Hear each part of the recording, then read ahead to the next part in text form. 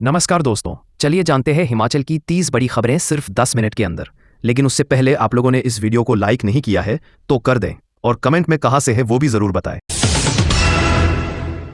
शिमला में रविवार देर रात हुई भारी बारिश से कई हिस्सों में भूस्खलन हुआ, जिससे यातायात प्रभावित हुआ और NH5 कुछ घंटों के लिए बंद करना पड़ा। प्रशासन ने लोगों को अनावश्यक यात्रा से बचने की सलाह दी है। कांगड़ा जिले में बादल फटने की घटना के चलते भारी नुकसान हुआ है। करीब 12 घर आंशिक रूप से क्षतिग्रस्त हुए और दर्जनों परिवारों को सुरक्षित स्थानों पर पहुंचाया गया। राहत और बचाव कार्य जारी है। मंडी में ब्यास नदी का जलस्तर खतरनाक स्तर तक पहुंच गया है, जिससे निचले इलाकों में बाढ़ का खतरा मंडरा रहा है। प्रशासन ने आसपास के गांवों में अलर्ट जारी कर दिया है और NDRF की टीम तैनात की गई है। कुल्लू जिले में पर्यटकों की बढ़ती भीड़ के कारण ट्रैफिक जाम की समस्या गंभीर हो गई है। मनाली लेह मार्ग पर वाहन रेंग रेंग कर चल रहे हैं। पुलिस ने ट्रैफिक कंट्रोल के लिए अतिरिक्त बल तैनात किया है। धर्मशाला में आयोजित होने वाले अंतर्राष्ट्रीय योग महोत्सव की तैयारियां जोरों पर है।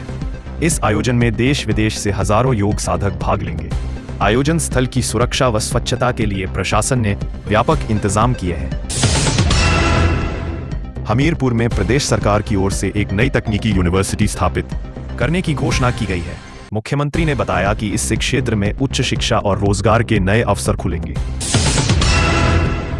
चंबा जिले के तीसा क्षेत्र में एक प्राचीन मंदिर में चोरी की घटना सामने आई है। अज्ञात चोरों ने देवी की मूर्ति से जेवरात चुराए। पुलिस ने मामला दर्ज कर जांच शुरू कर दी है। ऊना में युवा सम्मेलन का आयोजन किया गया, जिसमें राज्य भर से 300 से अधिक युवाओं ने भाग लिया। इस सम्मेलन में रोजगार, शिक्षा व नवाचार जैसे मुद्दों पर चर्चा की गई और युवाओं को सरकारी योजनाओं की जानकारी दी गई। सिरमौर जिले के रेणुका क्षेत्र में स्थानीय किसानों ने सिंचाई की समस्याओं को लेकर धरना प्रदर्शन किया। किसानों का आरोप है कि वर्षों से लंबित नहर परियोजना को अभी तक शुरू नहीं किया गया है। सोलन में एक निजी स्कूल की बस पलटने से 8 छात्र घायल हो गए। हादसे के वक्त बस में 25 बच्चे सवार थे। सभी घायलों को नजदीकी अस्पताल में भर्ती कराया गया है। प्रशासन ने जांच के आदेश दिए हैं। बिलासपुर जिले में एशिया की सबसे बड़ी कृत्रिम झील गोविंद सागर में जल क्रीड़ा प्रतियोगिता आयोजित की गई, जिसमें कई राज्यों से खिलाड़ी पहुंचे। इस आयोजन से पर्यटन को भी बढ़ावा मिला। लाहौल स्पीति में रोहतांग दर्रे पर बर्फबारी के बाद पर्यटकों की भीड़ उमड़ पड़ी है। हालांकि प्रशासन ने मौसम की अनिश्चितता को देखते हुए एडवाइजरी जारी की है और वाहन चालकों को सावधानी बरतने की हिदायत दी है।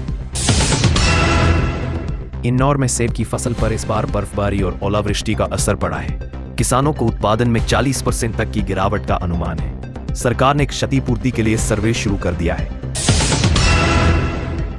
राज्य सरकार ने सभी जिलों में सरकारी स्कूलों को स्मार्ट क्लासरूम से जोड़ने का निर्णय लिया है। पहले चरण में 500 स्कूलों में डिजिटल बोर्ड, प्रोजेक्टर व इंटरनेट सुविधा दी जाएगी। शिमला नगर निगम ने शहर में प्लास्टिक पर पूरी तरह प्रतिबंध लागू करने की तैयारी शुरू कर दी है। इसके तहत दुकानदारों को वैकल्पिक बैग उपलब्ध कराने और जुर्माने की व्यवस्था पर काम किया जा रहा है। मंडी में आयोजित पारंपरिक शिवरात्रि महोत्सव की तैयारियां शुरू हो गई हैं। इस बार आयोजन में स्थानीय देवताओं की शोभा यात्रा के साथ साथ सांस्कृतिक कार्यक्रमों का आयोजन भी किया जाएगा। कुल्लू में एक विदेशी महिला पर्यटक की लाश बरामद हुई है। प्राथमिक जांच में पुलिस को संदेह है कि महिला की मौत नशे की ओवरडोज से हुई है। पुलिस मामले की विस्तृत जांच कर रही है।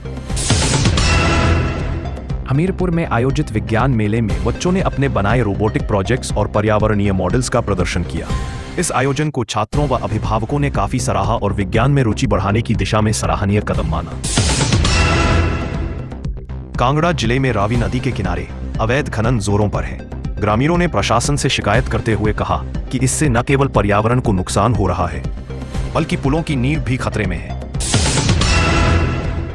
राज्य विधानसभा के मानसून सत्र की तारीखों का ऐलान कर दिया गया है। सत्र 15 जुलाई से शुरू होगा और इसमें बाढ़ राहत, बिजली संकट, पर्यावरण संरक्षण जैसे मुद्दों पर चर्चा संभावित है। शिमला में आयोजित एक साहित्य सम्मेलन में हिमाचली भाषा और संस्कृति पर चर्चा की गई। लेखकों व शोधकर्ताओं ने क्षेत्रीय बोलियों को बचाने के लिए शिक्षा में शामिल करने की वकालत की।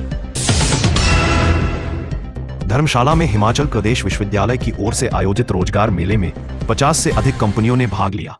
1000 से अधिक युवाओं ने इंटरव्यू दिए और 300 को मौके पर ही जॉब ऑफर मिला। ऊना में बढ़ते अपराधों को लेकर स्थानीय लोगों में चिंता बढ़ी है। बीते एक हफ्ते में चोरी और छेड़छाड़ की 4 घटनाएं सामने आई हैं। पुलिस ने गश्त बढ़ाने और सीसीटीवी लगाने की योजना बनाई है। चंबा में पर्यटन को बढ़ावा देने के लिए स्थानीय युवाओं को गाइड ट्रेनिंग दी जा रही है। पर्यटन विभाग ने बताया कि इससे युवाओं को रोजगार मिलेगा और क्षेत्र की संस्कृति को बढ़ावा मिलेगा।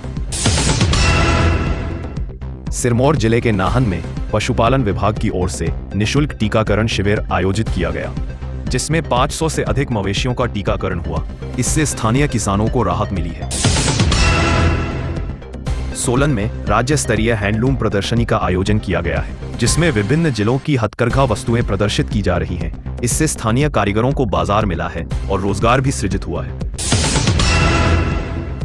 बिलासपुर में सड़क दुर्घटना में एक व्यक्ति की मौत हो गई। यह हादसा तेज रफ्तार ट्रक और बाइक की टक्कर से हुआ। पुलिस ने ट्रक चालक के खिलाफ मामला दर्ज किया है। इंदौर में बर्फबारी के बाद बिजली आपूर्ति बाधित हो गई है। कई गांवों में पिछले 24 घंटे से बिजली नहीं है। विभाग ने मरम्मत कार्य शुरू कर दिया है और जल्द ही बहाली का भरोसा दिया है। लाहौल स्पीति में स्वास्थ्य सुविधाओं की कमी को लेकर ग्रामीणों ने स्वास्थ्य केंद्र के सामने प्रदर्शन किया। उनका कहना है कि महीनों से डॉक्टर नहीं है और मामूली बीमारियों में भी जिले के बाहर जाना पड़ता है। प्रदेश सरकार ने किसानों को बड़ी राहत देते हुए नई कृषि बीमा योजना की घोषणा की है। इसके तहत प्राकृतिक आपदाओं से हुए नुकसान की भरपाई तेजी से की जाएगी और बीमा राशि सीधे खातों में ट्रांसफर की जाएगी। आज के लिए बस इतना ही। मिलते हैं आपसे कल की ताजा खबरों को लेकर। धन्यवाद।